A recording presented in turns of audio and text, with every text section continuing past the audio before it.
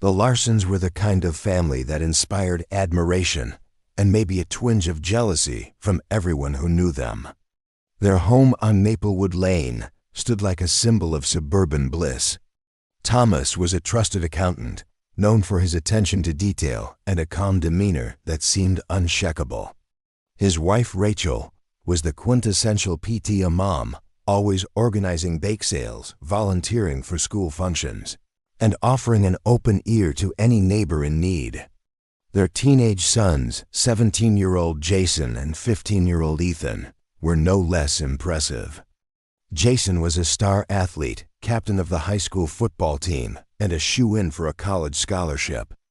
Ethan, quieter and more artistic, was the family's pride and joy whenever he played the piano at local recitals.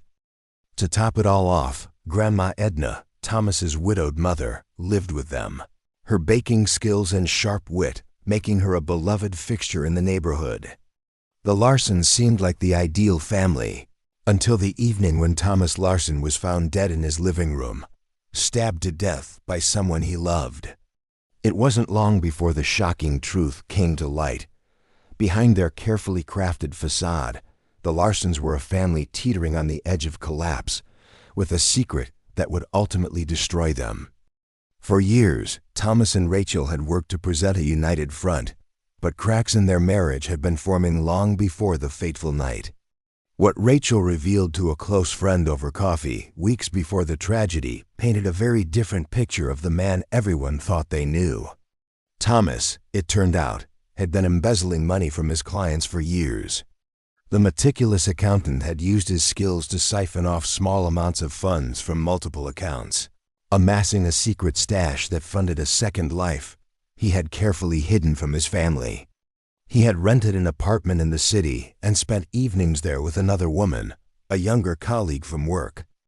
Rachel's friend, horrified, urged her to go to the police, but Rachel hesitated. Her fear wasn't just about the legal consequences for Thomas. It was about what this revelation would do to their family.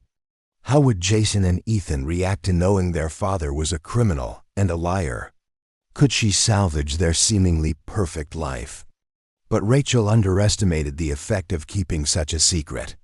The weight of her knowledge began to seep into her everyday interactions, and the once loving wife became cold and distant.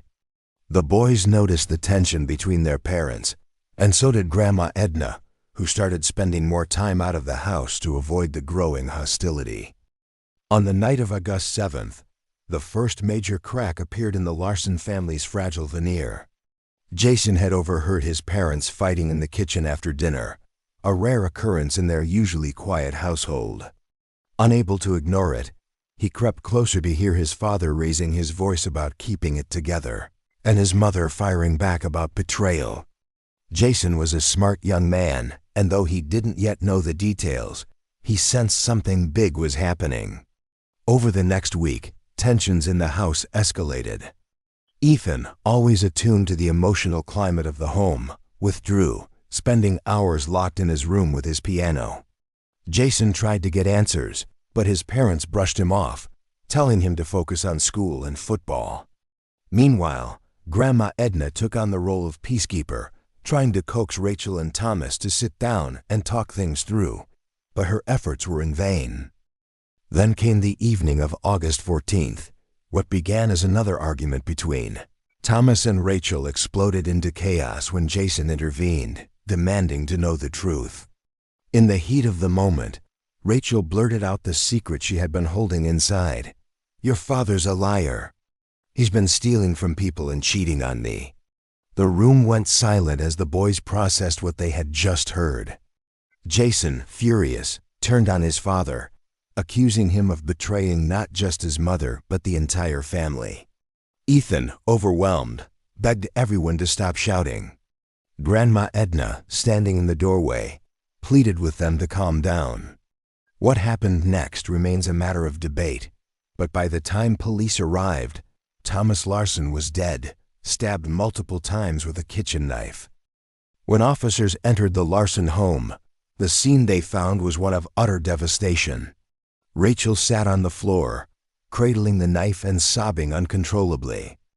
Jason was pacing the room, shouting that it was all a terrible mistake. Ethan was in shock, unable to form coherent sentences. Grandma Edna, still clutching her phone, stood frozen near the door, her face pale and expressionless. Rachel was immediately taken into custody, but her initial explanation, that she had acted in self-defense, didn't hold up under scrutiny. Forensic evidence revealed that Thomas had no defensive wounds, and the angle of the knife wound suggested a deliberate attack rather than a reflexive act. Over the next few days, detectives pieced together a timeline of events based on interviews with the family. Jason admitted that he had tried to intervene in the fight, but claimed his mother had grabbed the knife in a moment of blind rage. Ethan, though reluctant to talk, corroborated this account, describing how his father had pushed Rachel before she lashed out. The trial that followed became a media spectacle. Prosecutors painted Rachel as a woman driven to murder by years of resentment and betrayal, while the defense argued that she had acted in a moment of fear and desperation. Jason took the stand in an emotional testimony, describing how he had witnessed his father's aggression toward his mother that night. Ethan's testimony was even more heart-wrenching. The teenager broke down in tears as he recounted the chaos and violence of the evening. Despite the defense's best efforts, the jury found Rachel guilty of second-degree murder. She was sentenced to 15 years in prison, a decision that left her family shattered and the community reeling. The fallout from the murder was felt far beyond the Larson household. Neighbors, once so enamored with the family, were left questioning how they could have missed the warning signs. "They seemed perfect," one neighbor said. "I guess it just goes to show that you never really know what's going on behind closed doors." The Larson boys were placed in the care of their maternal aunt, who struggled to help them navigate the trauma of losing both parents in such a horrific way. Jason gave up his dream of attending college on a football scholarship, choosing instead to stay close to home and support Ethan, who spiraled into depression and struggled with PTSD. Grandma Edna, heartbroken and guilt-ridden, sold the family home and moved into a small apartment, where she spent her days volunteering at a local senior center, trying to find purpose in the wake of the tragedy. The story of the Larson family is a chilling reminder of the dangers of secrecy and the devastating consequences of unresolved conflict. Thomas's betrayal may have set the stage for the tragedy, but it was the family's inability to confront their problems and communicate openly that ultimately led to their downfall. For those who knew the Larsons, the white picket fence that surrounded their home became a haunting symbol, a stark reminder that appearances can be deceiving. The lesson, perhaps, is that true strength in a family doesn't come from perfection, but from honesty, vulnerability, and the courage to face the truth, no matter how painful it may be.